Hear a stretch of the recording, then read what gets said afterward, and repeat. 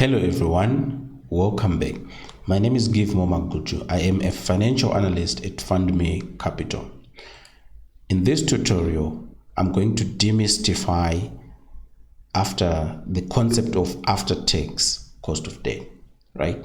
So I'm going to show you how, because most people just talk about the debt, having a tax benefit, right? Or debt is tax deductible, things like that.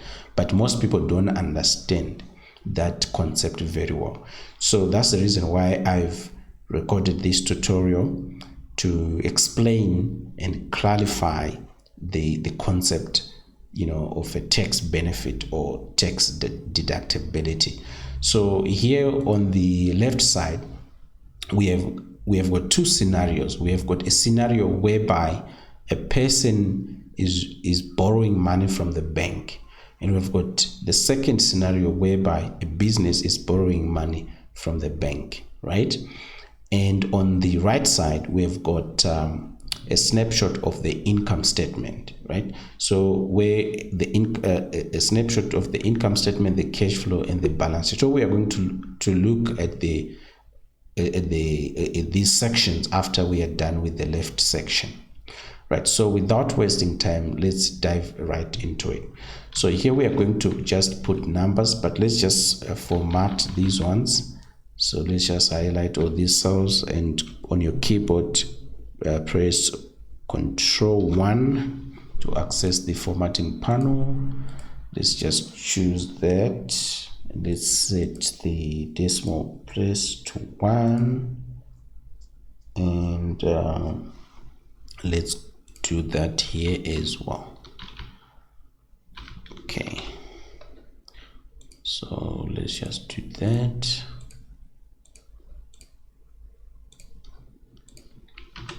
Perfect. Right, so here we are going to assume that the person who wants to borrow money from the bank wants to borrow $1,000, right? So he's borrowing $1,000 at an interest rate of 5%. Let's just say we're assuming that the interest rate is 5%. So let's turn this cell into a percentage, Alt HP on your keyboard, and then that's 5, and let's just add a decimal place. Press Alt H0, just like that. Right, so let's say as well that a business is raising 1,000 and the interest rate is the same. So let's just copy that and paste it here.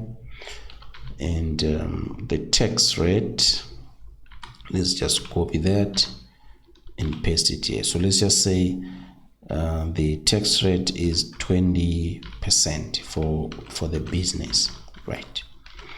So which is great. Perfect.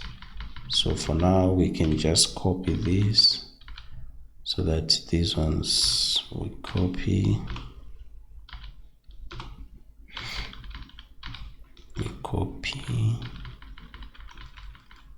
After tax cost of debt, and here we copy just like that. In fact, here let's just delete that. Then here it's gonna be 0, here it's gonna be 0, and here it's gonna be 0, and here we delete that. So say Alt BP, Alt HBP to put a borderline there. So basically that's it. So here we can even delete that. You can delete that as well. Perfect. All I wanted was just to format these cells so that they are in percentages, just like that. Right, so it's done, and let's look at the first person. So when a person borrows money from the bank, they just pay the full interest expense on that loan. They don't receive any tax breaks or tax benefits or of some sort, right? But when a business is borrowing money from the bank, it receives a tax benefit, right?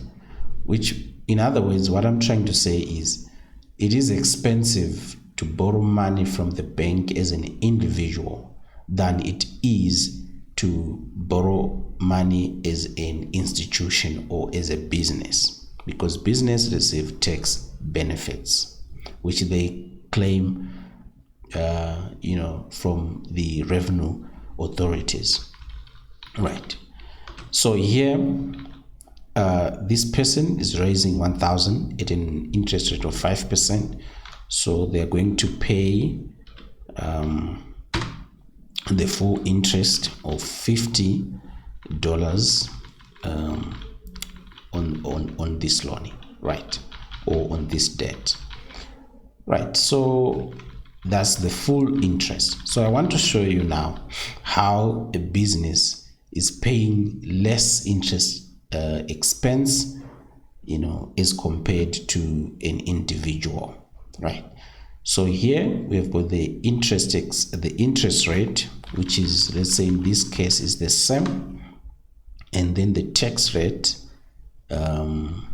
Here we just take this, right, and then here we compute the after-tax cost of debt, which is the interest rate. So here we are removing the tax benefit. We are, so here we say 1 minus the tax rate, and then we get 4%.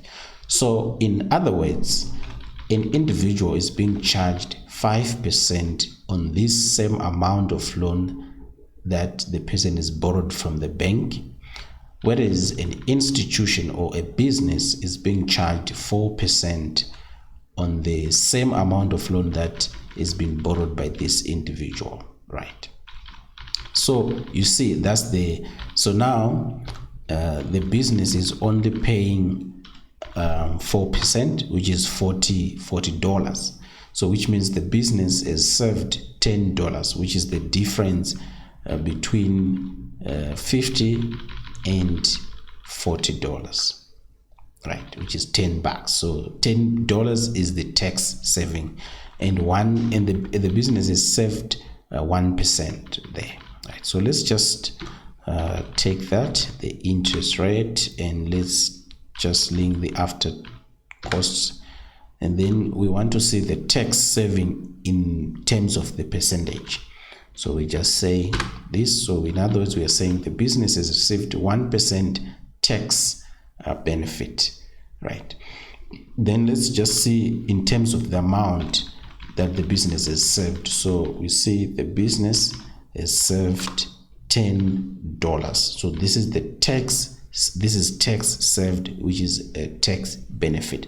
So what it means is this is just cash that the business is gotten for free, right, for just raising debt. That's why people say it is cheaper to raise debt than to raise equity, or in other words, we are saying it is cheaper to raise debt as a business than to borrow money as an individual.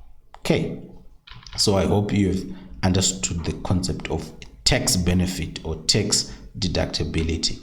So now let's look at how this will flow in the income statement, because we are saying the $10 benefit can be claimed from the business. Will claim that from the revenue authority. For example, here in Zimbabwe, we've got Zimbabwe Revenue Authority, so the business will claim that from ZIMRA. But as an individual, you have nothing to claim. You're just going to pay the full interest, right? So here, if you look at income statement of companies, you see that the interest expense, the interest expense is treated as an expense in the income statement. Okay, it's charged in the income statement. So here we are going to reflect that as so the interest expense. So in other words, okay, what I want to say is, normally the interest expense appears before tax rate, right? So let me just let's say put a structure like that, because here if so what I will need to do is I have to move this a bit down there. So let me just put them here. I think it's too much, so let me think. I need to put here, which is fantastic, and then these two I have to put like here, and then here I say a bit,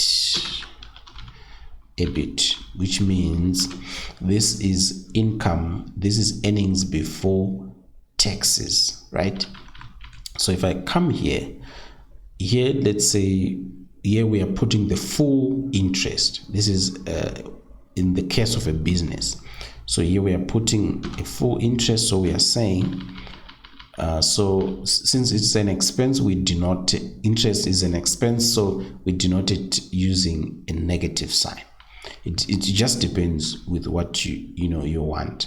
So here we say that times the interest rate, right, which is the full interest rate. Okay, so let me just format this.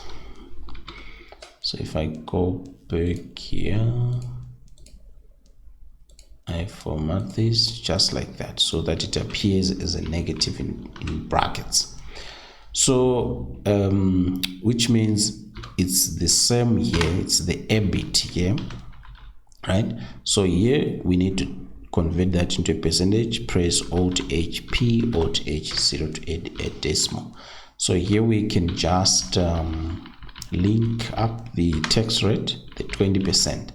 So here, like if you are looking at this in an income statement, you see the interest expense there, but then here that's when we are going to remove the we are not going to charge, we are not, in other words, interest payments are not charged tax. That's why we are saying they are tax deductible.